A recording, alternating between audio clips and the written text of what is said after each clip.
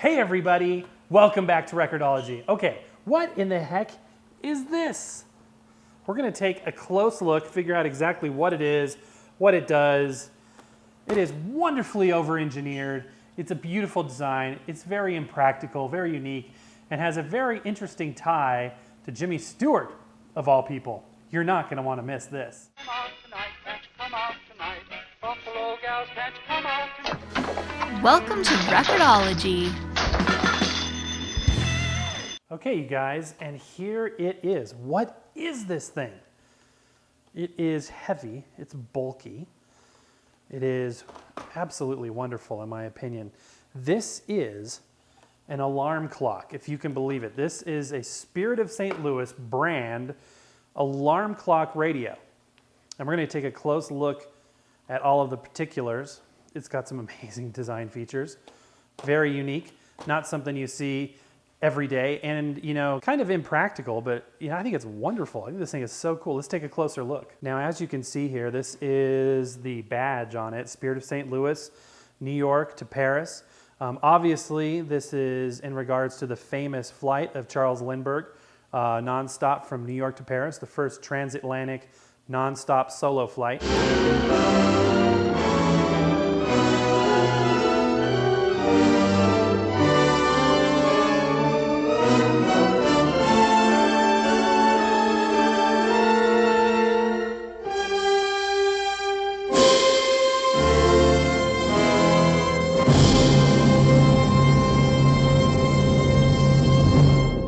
This is an example of a range of products that were developed in the late 90s to commemorate that flight by implementing a design similar to the Ryan aircraft that he flew and taking that design and attempting to apply it to a range of consumer electronics. So it's reminiscent of the design of that era, that late 20s era. So light color woods, cornered with metal pieces and metal fixtures that are very reminiscent of the plane itself. Now, what's ironic, this being a clock radio, the Spirit of St. Louis didn't have a radio. And if you watch the 1957 Jimmy Stewart movie, you'll see why. Basically, they couldn't afford the weight. How about the radio? No, we've decided against it. No radio? No. Bird, Chamberlain, Worcester, and Davis are all taking Yes, radios. but they have big planes. We can't afford the weight. There's another look at the badge right there, Spirit of St. Louis collection. The fixtures on this thing are just amazing, just very polished metal. I'm sure it's not an expensive metal, but it's got a great look and feel to it. All the corners are finished with like this chrome-like metal and rubber feet. There's rubber feet on the back and the bottom, so you can set it up. On the back here, we see the company label there, Polyconcept USA. I've never heard of them. I don't know if they exist anymore. And where you can plug in a DC 4.5 volt power supply. It is battery operated, but if you want to plug it into the wall, you can do that as well. Another look at the back side of this here, these hinges and the wood. It does appear to be real wood, by the way. So on the top, you've got these two square areas. One appears to be some sort of a vent, and then this has a little handle. So I'll show you in a second exactly what that does. So on the bottom here, you've got some more feet, another label here. This one says Spirit of St. Louis FM AM alarm clock, the frequency range made in China, manufactured December of 1999. On the back here, you've got the panel that covers the batteries. And it takes 3 C batteries, and then it's got a AA.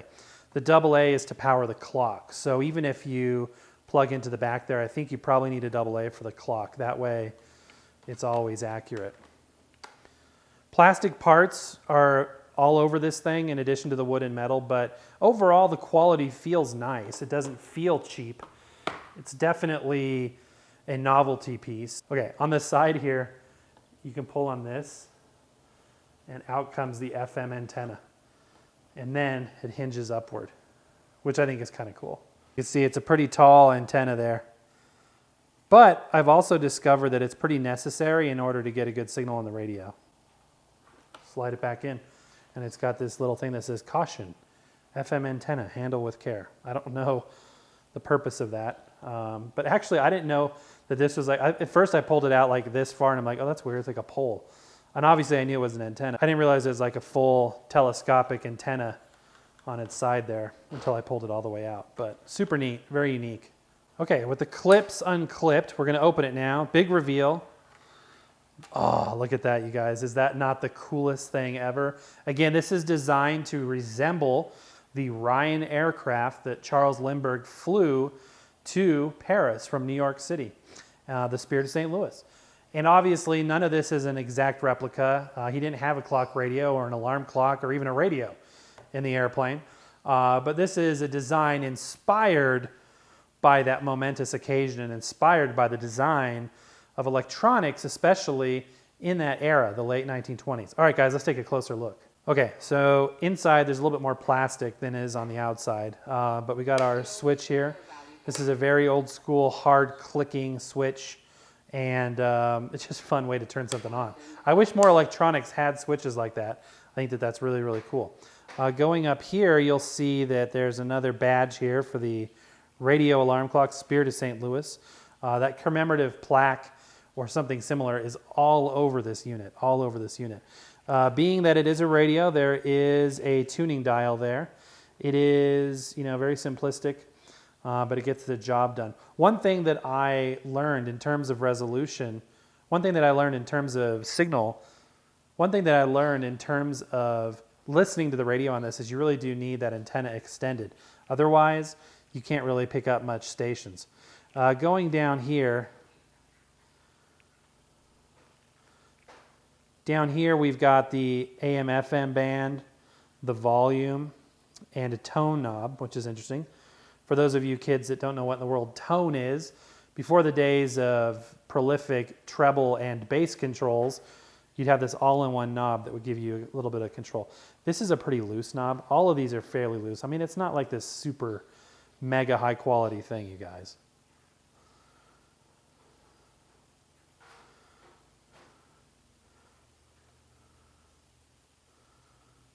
It's definitely more about the nostalgic side of things versus being like super high quality. Although that being said, this thing's 20 years old and it's still working fine. There's the snooze switch. I was thinking about doing this show in such a way that, try to have you guys guess what this thing is. But first of all, it says radio alarm clock all over it. And then as soon as you see the snooze button, you can figure it out. There's a separate switch here for the light. So this is a backlit dial at night. It looks really cool. Hold on a second. Sean, what are you doing? Get out of there. Come on, step up. Step up. Step up. You sound weird. And then down here you can decide what the alarm will be, whether it's automatic, a buzzer, or a radio on. I don't know what automatic would be. Does that just scare you with some random sound? Today it might be a buzzer, tomorrow it might be the radio. I am not sure. Let's look at the top half of this thing now. So on the top, you've got the clock, and on the top right, you've got the clock. Panning over to the left, you've got the speaker. And the sound quality on this is, pretty decent. I think that's a metal grill. These chrome trim pieces are plastic, as is the back here. Now, this is kind of interesting. Take a look at this. So as we close the lid, you see these two panels here. This is just kind of a grill for the speaker so that you can hear the music even when the lid is closed. But this, if you pop this open, that brings out the clock to the top. So if you want to have your clock, exposed like that to the top, you can do that as well. It also kind of pops out, kind of like one of those old travel alarm clocks. And then underneath here are the knobs to set the actual alarm time and the actual time itself. It's very plasticky. It's not super high quality. And this latch doesn't snap super hard, but at the same time, if you turn it upside down, it won't fall out. But kind of an interesting feature. Let's go ahead and listen to the sound quality. Again, it's a clock radio. It's not going to be like, some super high-end sound system, but let's give it a little bit of a listen here. Let's find a station. I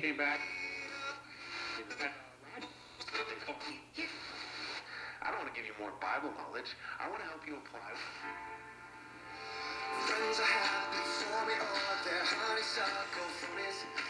So let's play with the tone knob here a little bit. It sounds kind of like what you'd expect.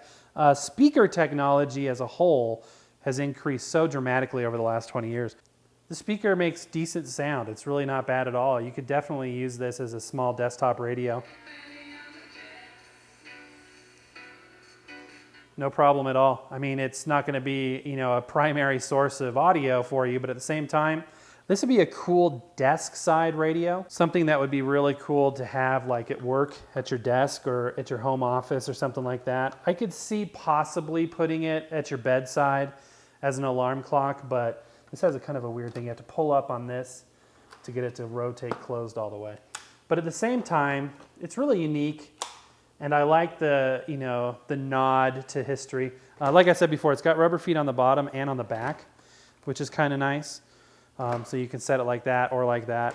Just kind of a unique piece, something very interesting that I saw out there, and I'm like, you know what? I want to show everybody this thing. It's really cool. So yeah, there you go, guys. The Spirit of St. Louis radio alarm clock. All right, guys, and there you go. That is the Spirit of St. Louis radio alarm clock. Way over-engineered, but super fun, super cool. Now, like I said, this thing was made in like 1999. And back then, like I said before, there was a lot of Spirit of St. Louis electronics. I don't see them for sale new anymore. I could be wrong there. Correct me if I'm wrong. So you may have to go to like eBay to find something like this at this point. I don't think it would cost a whole lot, but it's super fun. A very unique design. I hope you guys enjoyed that show. It was a lot of fun putting together something really interesting and new to look at. I've got a lot of really cool shows coming, you guys.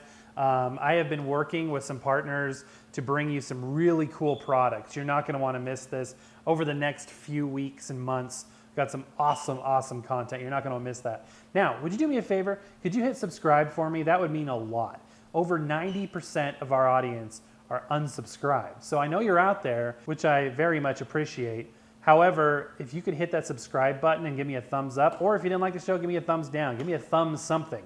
And I would very much appreciate that, you guys.